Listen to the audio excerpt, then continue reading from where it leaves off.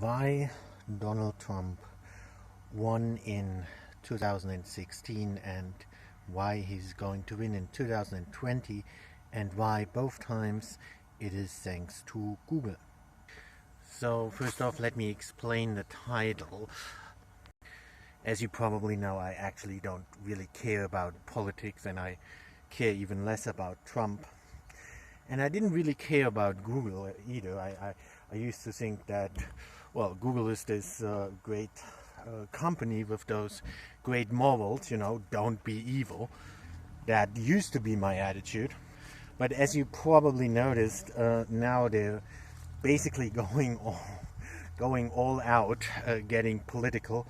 And, well, they get political by censoring everyone who gets political and doesn't agree with their political view. And even as someone who doesn't support Trump at all and who doesn't care about politics, I started noticing that censorship. Then, of course, I started looking into why this is happening, how this is happening, what's going on. And this brings me back to the title. So let me explain why it is that even though Google obviously is very much against Trump, that even so, they are the ones that have always and will always be the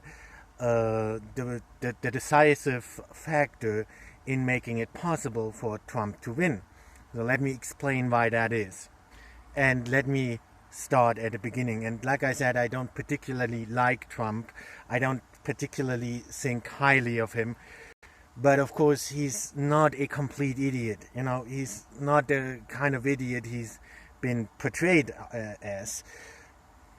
He is at least halfway decent businessman. He does have some experience in business and in negotiation and stuff like that. So he's not the complete imbecile that he's being portrayed as. So being a businessman, he of course approached that, the entire idea.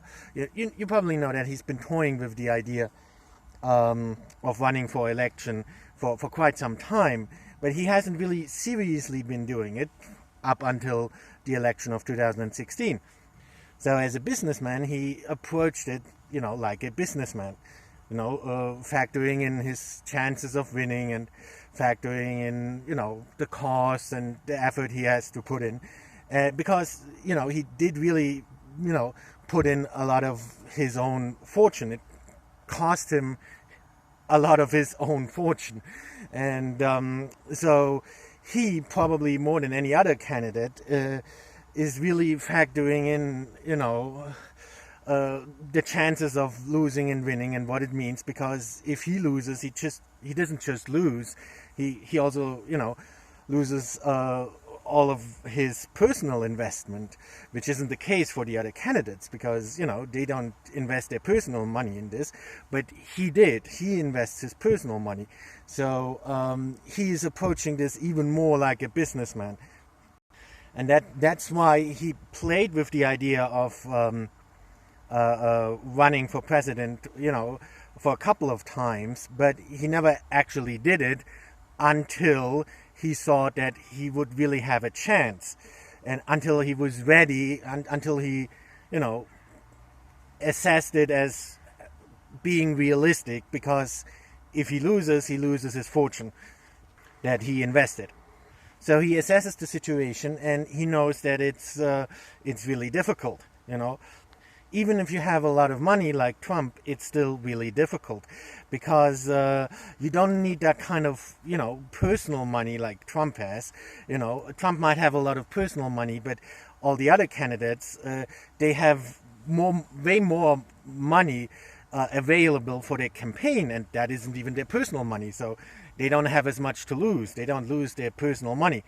And Hillary had more than twice as much for her campaign than Trump had, and Hillary didn't spend her personal money, and Hillary had all the support of the major media, and Trump didn't. Trump didn't even, at the beginning, not even, and it's actually still the case, I mean, not even really Fox News really supports him.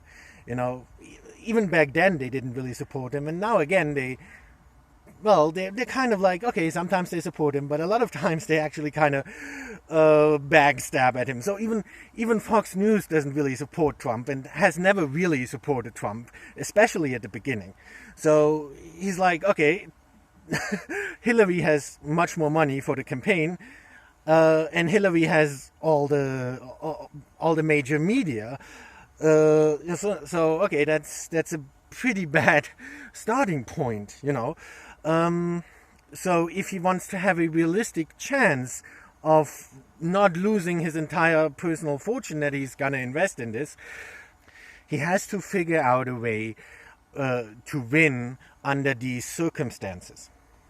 And he figured out a way because as a businessman, you know, he's thinking like, okay, I'm at a disadvantage here. Okay, this is my disadvantage and this is, you know, the opponent's advantage. So he's thinking like a businessman, or, you know, or like a chess player. You know, he's thinking, okay, how can I turn my disadvantage into an advantage, and how can I turn the opponent's advantage into a disadvantage?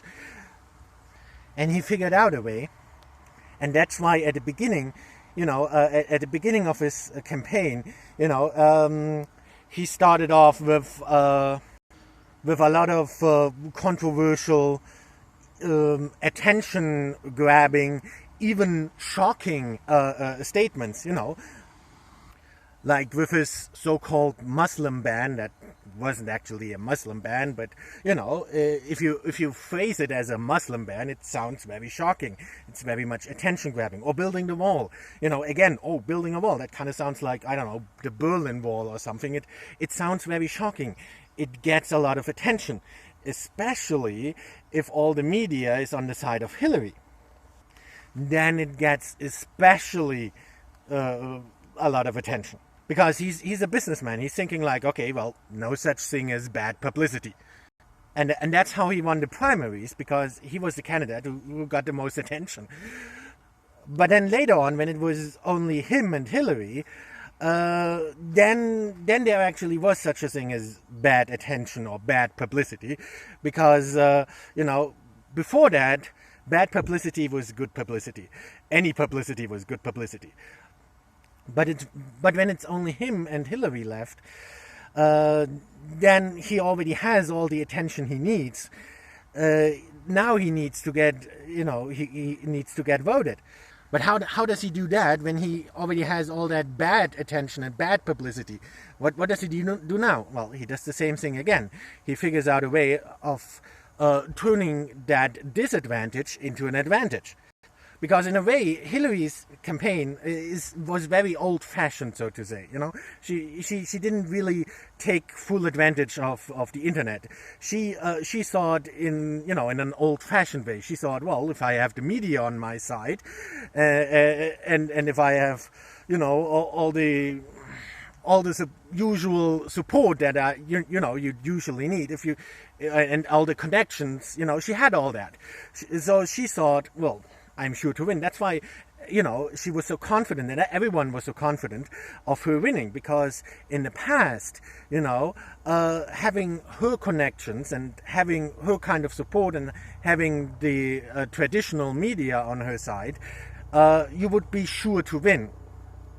And Trump sees that. Trump sees that that's Hillary's advantage. So he figures out a way, again, to turn her advantage into a disadvantage and his disadvantage into an advantage. Because he already knows, you know, because previously he didn't care about bad publicity, he just needed publicity. So he's now in a situation where he has a lot of bad publicity. And he knows he's not gonna be able to bring the media back on his side. He isn't able to do that. But he realizes he doesn't need to do that. He just needs to get the voters on his side, the people on his side, you know, because the media, sure, they influence the people, but the media doesn't directly vote for him. So it doesn't actually matter what the media thinks. It just matters what the actual people, what the actual voters think. So how is he going to sway their opinion? Well, simple. That's when he started, with the narrative of the fake news, of the liberal left-wing media being fake news, basically painting them as unreliable. Of course, if he just says that, no one is going to believe him. He has to be able to demonstrate it to the people. They have to see with their own eyes that the liberal mainstream media has become unreliable. And that's kind of where Hillary's lack of internet knowledge, so to say, works to Trump's advantage and to Hillary's disadvantage. Because now he tones it down. At this point, he also started to tone it down. He doesn't say things that are as controversial. He doesn't say things that are as shocking anymore. Because at this point, he doesn't need to get bad publicity anymore. Or he doesn't actually need publicity at all anymore. He has all the publicity he needs. So he tones all the controversial stuff way down. But he knows the media has already sided against him. So even though he tones the controversial stuff way down, and he says, actually now at this point, he started saying rather reasonable things. I'm not on his side, but, compared to the stuff he said earlier, it's rather reasonable. And if you watch, if you watch his speeches towards the end of the election, you'd have to agree, if you directly watch the speeches, not how the media reports it, if you watch the speeches, his speeches themselves towards the end of the election, you realize, okay, he doesn't sound like the nut job that he's made out to be. But even though he now starts saying fairly reasonable things, the media has already decided against him, and the media will still slander him and report on him negatively. He knows that. He anticipates that. And he phrases his speeches in such a way that it becomes very easy for the media to take him out of context. He wants them to do that because that, at this point, that is now his tactic. And of course, the media, being biased as it is, completely fall for this. And they continue to just blatantly slander him, even though at this point he says fairly reasonable things. So the people are like, okay, wait a minute. I can't believe that. I can't believe that our future president is such a terrible, stupid person and such a terrible Nazi and whatnot. Now the people, because the media has gone way overboard. And Trump actually wanted him to go way overboard. That was his tactic, So now this media starts becoming, starts sounding biased. Because, let's face it, they were biased and they are biased. And Trump lured them into a trap where they just, start opposing him so much that people stop and think, and they're like, okay, well, wait a minute. Trump being a Nazi? That's not right. I mean, I don't like the guy, and I was like that. I don't like the guy, but he's not worse than Adolf Hitler. Okay, but because, some people, thanks to the media, some people actually see it that way. But any rational person is going to be like, okay, wait, yeah, I don't like Trump. Trump might be a bad person, but he's not as bad as Hitler. And at this point, any reasonable person will look at it themselves. They go to Google, they Google what Trump actually said, and then they realize, oh, wait a minute, he actually said something completely different if you look at it in context. And then people are realizing, the media has been portraying him completely out of context, And thanks to Google, people are able to look that up. People, so that's what I mean. That's why Google helped Trump to win the 2016 election, because Hillary just focused on the traditional media and completely neglected, things like Google. and didn't realize that people can just Google everything for themselves and find out for themselves. And that way, a lot of people who were maybe even against Trump were turned into Trump supporters because they couldn't believe that, Trump is like literally Adolf Hitler or whatever. So they Googled it, and then they started watching Trump's actual speeches and, started researching on Google for themselves. And Hillary didn't take that into account at all. Hillary just focused on the traditional media. So that's how Trump won the 2016 election. And then after that, of course, the Democrats are like, what the hell? How could that happen? And they're start putting pressure onto Google, and even the people at Google themselves are like, well, we didn't want that to happen either. Sure, we build our platforms in a way that makes it possible for people to speak freely and look stuff up themselves and form their own opinions, but we didn't think that people would actually do that. Because they're actually against Trump themselves. They just, they themselves didn't realize what was going on, and that they were actually, without wanting to, helping Trump. They didn't realize that until it was too late. So for Google, as people who hate Trump, because, face it, pretty much everyone at Google hates Trump. I don't know why, I don't know, maybe they're all hipsters, and I don't know how this works, but, But of course, for them, as people who hate Trump, it was a catastrophe. They're the people who hate Trump the most, yet they ended up being the people who helped Trump win the election. Without their help, he would have had no chance of winning that election. And now they realize that after it's too late. So then, of course, they're like, okay, we have to fix this, They start getting panicky, and they're like, okay, this must not happen again. This must not happen again in 2020. So now they're going all out, censoring everyone left and right. And, they think that will prevent Trump from winning the 2020 election. My God, how can you be so stupid? There's like, when I think of Hillary or of the Democrats or any Democratic supporter in the US, the word, there's a word in German, it's called ewig gestrige. That was, we used to use that word to describe party members, from the Communist Party in Eastern Germany, or even from the National Socialist Party, and those regimes have collapsed, but there were some former party members that continue to think in the way that people thought back then. And that's why we call them ewig gestrige. It means people who live eternally in yesterday. And to me, Hillary is that kind of person. I don't mean that she's like a socialist. Well, maybe that too. But I mean it in the sense that she's like always lagging one step behind. And all the Democratic supporters in the US, it seems to me that they always lag one step behind. So because now, Google thinks, Google corrects their mistake, so to say. Well, it wasn't a mistake.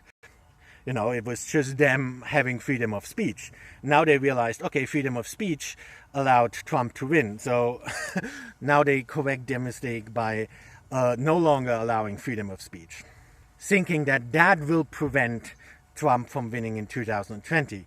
No, that will exactly allow him to win in 2020. Thank you, Google. I didn't want Trump to win, but thank you. You allowed Trump to win both times. Without you, it wouldn't have been possible. I know you didn't want that, but you're just so completely stupid that you make that possible every time. Because people are not stupid, precisely because you now go all out, so it becomes very obvious to people that you start censoring them, and you even started censoring me, and I don't even like Trump, and you think you can just hide that. No, it's very obvious to people, and the more you do it, the more obvious it will become, and the more you will turn people who didn't even like Trump into Trump supporters. And thanks to you, he will win again in 2020. How can you be so stupid? well, that, and you will ruin your company, turning it into some kind of draconian, I don't know. You know, you used to have the motto, don't be evil. Now your motto is like, I don't know, ignorance is strength, and unfairness is fairness, you know. You want to prevent dictators? You want to prevent a dictatorship? Well, maybe start by not turning your own company into a freaking dictatorship.